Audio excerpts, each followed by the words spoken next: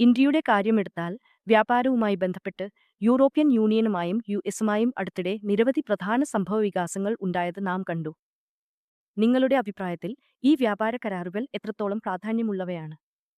ഇന്ത്യയുടെ കയറ്റുമതി, മത്സരക്ഷമതയും വളർച്ചാപാതയും ഘടനാപരമായി മെച്ചപ്പെടുത്താൻ ഇവയ്ക്ക് കഴിയുമോ?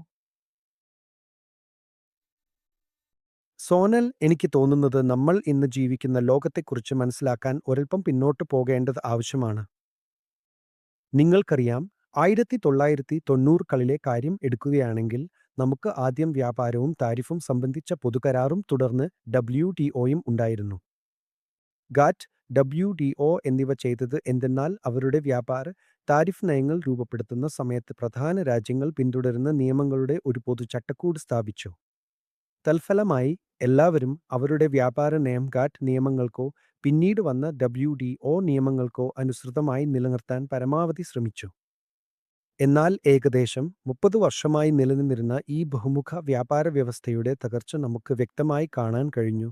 അതിന്റെ ഫലമായി വലിയ സമ്പദ്വ്യവസ്ഥകൾക്കിടയിൽ ഉഭയകക്ഷി കരാറുകൾ ഉണ്ടായിരിക്കേണ്ടത് ഇപ്പോൾ കൂടുതൽ പ്രധാനമായിക്കൊണ്ടിരിക്കുകയാണ്. ഇന്ത്യ ഇതുപോലെയുള്ള നിരവധി കരാറുകൾ ഇതിനകം തന്നെ ചെയ്തിട്ടുണ്ട്.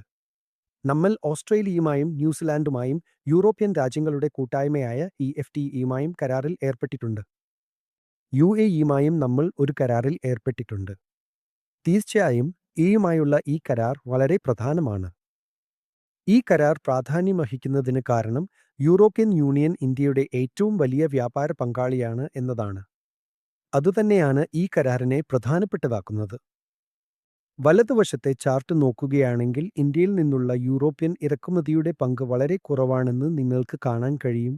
അതേസമയം ചൈനയിൽ നിന്നുള്ള യൂറോപ്യൻ ഇറക്കുമതിയുടെ പങ്ക് വളരെ ഉയർന്നതാണ്.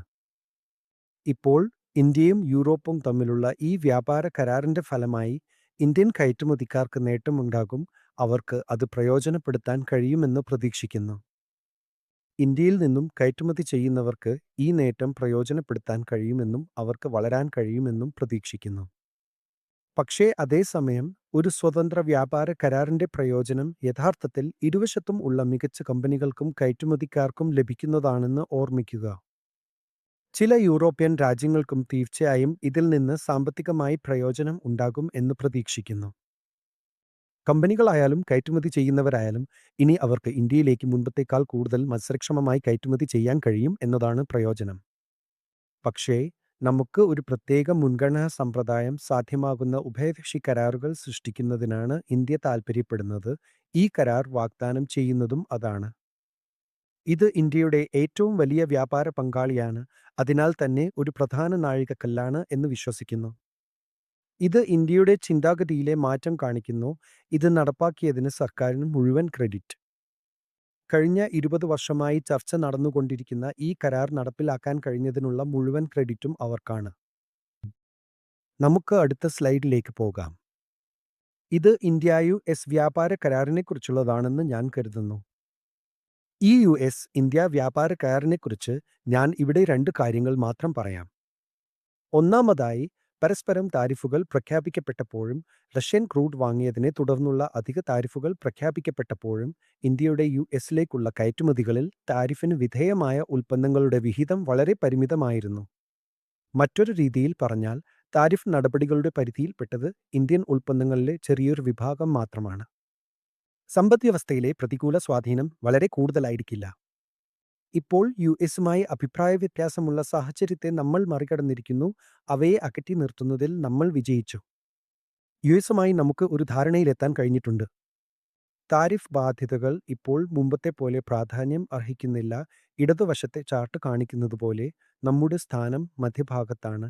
നമ്മളോട് മത്സരിക്കുന്ന നിരവധി സമ്പദ്വ്യവസ്ഥകൾ 1-2% മാർജിനിൽ നമുക്ക് മുന്നിലോ പിന്നിലോ ആണ്.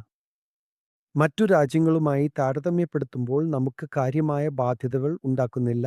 എന്നാൽ അതേസമയം നമ്മൾ അനുകൂലമായ വ്യാപാര ഇടപാടിൽ എത്തിയതുമില്ല.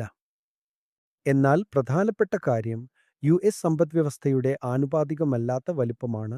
പ്രതിരോധം, വിദേശകാര്യങ്ങൾ എന്നിവയുൾപ്പെടെയുള്ള നയപരമായ വിഷയങ്ങളിൽ ആഗോളതലത്തിലെ തന്നെ പ്രബലമായ ശക്തിയാണ് US എന്ന വസ്തുതയും അവർ ഒരു വലിയ ഡിജിറ്റൽ ശക്തിയാണെന്ന വസ്തുതയും കണക്കിലെടുക്കുമ്പോൾ ഈ വിയോജിപ്പിനെ മാറ്റി നിർത്താൻ ഇന്ത്യയ്ക്ക് കഴിഞ്ഞത് വളരെ പ്രാധാന്യമർഹിക്കുന്നു. ഇന്ത്യക്ക് ഇത് അനുകൂലമായ പുരോഗതിക്ക് അവസരം നൽകും. ഇത് എത്രത്തോളം അധിക വളർച്ചയിലേക്ക് നയിക്കും അല്ലെങ്കിൽ സാമ്പത്തികമായി അധിക നേട്ടത്തിലേക്ക് നയിക്കും എന്നത് നമുക്ക് കാത്തിരുന്ന് കാണേണ്ടിവരും. പ്രത്യക്ഷത്തിൽ താരിഫുകളെ ഈ കരാർ വീണ്ടും 2025 ഏപ്രിലിൽ പരസ്പരം താരിഫുകൾ പ്രഖ്യാപിച്ച അവസ്ഥയിലേക്ക് തിരികെ കൊണ്ടുപോകുന്നു. ഒരു തരത്തിൽ പറഞ്ഞാൽ ഇത് ഗുണകരമായ ഫലം നൽകുമെന്ന് കരുതാവുന്നതാണ്. വെല്ലുവിളികൾ നിറഞ്ഞ സാഹചര്യങ്ങളെ മറികടന്ന് മുന്നോട്ട് നീങ്ങാൻ നമുക്ക് കഴിഞ്ഞു. അത് നല്ല വാർത്തയാണ്. മ്യൂച്വൽ ഫണ്ട് നിക്ഷേപങ്ങൾ വിപണിയിലെ ലാഭനഷ്ട സാധ്യതകൾക്ക് വിധേയമാണ്. സ്കീമുമായി ബന്ധപ്പെട്ട എല്ലാ രേഖകളും ശ്രദ്ധിച്ചു വായിക്കുക.